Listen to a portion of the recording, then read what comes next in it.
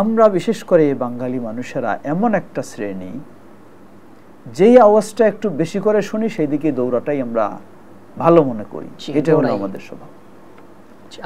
আমরা একদিকে করলাম ঈদের আনন্দ, সাথে সাথে আবার আমরা সেই শোভাযাত্রাও করি, মঙ্গল শোভাযাত্রাও করি। ঈদের আনন্দকেও আমাদেরকে পাবেন, আবার মঙ্গল শোভাযাত্রা যেখানে প্রতিমা নিয়ে এটার নাম চেঞ্জ করে দিয়ে এখন ঈদ মিছিল, ঈদ শোভাযাত্রা, প্রতিমা মূর্তি নিয়ে সেখানে আমরা নাচ শুরু করি। লা হাওলা ওয়ালা কুওয়াতা ইল্লা বিল্লাহ। কিভাবে মুসলিম? আপনি আজকে কান্না দেখাচ্ছেন ফিলিস্তিনবাসীদের প্রতি, দরদ দেখাচ্ছেন আপনি, আবার আপনার মতো ব্যক্তি যেখানে একদিকে গাজার উদ্দেশ্যে আপনি মার্চ করতে পারেন, আবার আপনার মতো ব্যক্তি আবার আরেকটা মুশরিকদের প্রতিমা পূজায় আপনি কিভাবে জড়িয়ে যেতে পারেন? এটা নিয়ে মিছিল করছেন, কিভাবে হইতে পারে? আপনি কোথায় আপনার ঈমান? একজন মানুষের ভিতরে ঈমান থাকলে তো কুফর থাকার কথা নয়, তাওহীদ থাকলে শিরক থাকার কথা নয়, সুন্নাহ থাকলে বেদাত থাকার কথা নয়। কিন্তু আমার ভিতরে আমি ঈমানকেও রাখলাম, কুফরকেও রাখলাম, সব জায়গায় আছে। লা হাওলা ওয়ালা কুওয়াতা ইল্লা বিল্লাহ। কিভাবে হতে পারে এটা? কোশ্চেন কালেও নয়। সুতরাং আমরা বলবো সেই ফিলিস্তিন, এটা হলো সেই ফিলিস্তিন, যেই ফিলিস্তিন আসলে এটি হলো মুসলিমদের জায়গা। মুসলিমেরাই যুগ যুগ নয়, হাজার হাজার বছর ধরে এখানে ছিল। জি জি। সেই 1917 সাল থেকে ইহুদিদের অবস্থান এখানে। কারণটা কি? ইহুদি এমন জাতি, একটু আগে যেটা আমরা বলছিলাম, আল্লাহ রাব্বুল আলামিন কোরআনুল কারীমে অসংখ্য আয়াতে, এই সূরা ফাতিহায় সেই শেষের দিকে সেখানে মাগদুব আলাইহিম দ্বারা ইহুদিদেরকে বোঝানো হয়েছে। আল্লাহ বহু আয়াতে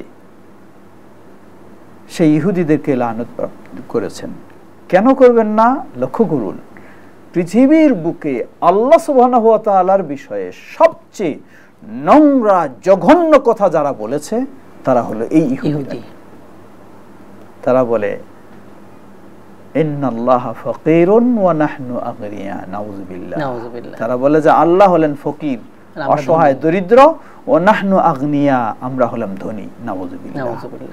এ কার ভাষা? এটা কার কথা? এটা সেই ইহুদিদের কথা। তারা বলে ইয়াদুল্লাহি মাগলুলাতুন গুল্লাত আইদিহিম বাল ইয়াদাহু মাবসুতাতানি ইউনফিকু কাইফা ইয়াশা। তারা বলে আল্লাহর হাত মুষ্টিবদ্ধ, আল্লাহ কৃপণ, আল্লাহ বখিল, আল্লাহ কিছু দেন না, নাউযুবিল্লাহ। এইভাবে নোংরা ভাষায় আল্লাহ সুবহানাহু ওয়া তাআলাকে পর্যন্ত গালিগালাজ করেছে এই ইহুদি জাতি। এটা আমার কথা নয়, এটি কোরআন বলছে। আপনি কোরআন নিজে প্রতিদিন তেলাওয়াত করছেন, কোরআন এই তেলাওয়াত করেন। কেন আজকে ইহুদিরা মালউন, লানতপ্রাপ্ত? আল্লাহ রাব্বুল আলামিন অসংখ্য জায়গায় উল্লেখ করেছেন, কারণ তারা আল্লাহর দ্বীনকে বর্জন করেছে, আল্লাহর আয়াতকে অস্বীকার করেছে। এবং পৃথিবীর বুকে একটি জাতি যারা একজন দুজন নয়, অসংখ্য নবীকে হত্যা করেছে। নবীর বিরুদ্ধে শুধু মিথ্যা অপবাদ নয়, নবীর বিরুদ্ধে শুধু বিরোধিতা নয়, যারা অসংখ্য নবীকে হত্যা করেছে। আল্লাহ রাব্বুল আলামিন কোরআনুল কারীমে অনেক জায়গায় এই আয়াতটি তুলে ধরেছেন, ইয়াকতুলুনাল আমবিয়া বিগাইরি হক। অন্যায়ভাবে অসংখ্য নবীকে যারা হত্যা করেছে তারা হলো এই ইহুদি জাতি। এজন্যই সূরা মায়েদায় আপনি লক্ষ্য করুন 82 নম্বর আয়াতে আল্লাহ রাব্বুল আলামিন মুমিনদেরকে সতর্ক করেছেন। আল্লাহ রাব্বুল আলামিন নবী সাল্লাল্লাহু আলাইহি ওয়াসাল্লামকে বলছেন, লাতাজিদান্না আশাদ্দান নাসি আদাওয়াতান লিল্লাযিনা আমানু আল ইয়াহুদা ওয়াল্লাযিনা আশরাকু।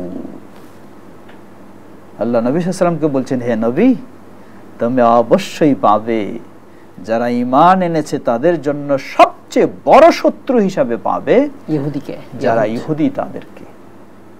ওয়াল্লাযিনা আশরাকু, অতঃপর যারা প্রতিমা পূজারী, মুশরিক, এই মুশরিকদেরকে পাবে। আমরা আমাদের দেশেও মুশরিকদের জ্বালা যন্ত্রণায় নির্যাতিত নিষ্পেষিত ছিলাম। আল্লাহ সুবহানাহু ওয়া তাআলা অনেকটা সহজ করেছেন, আলহামদুলিল্লাহ।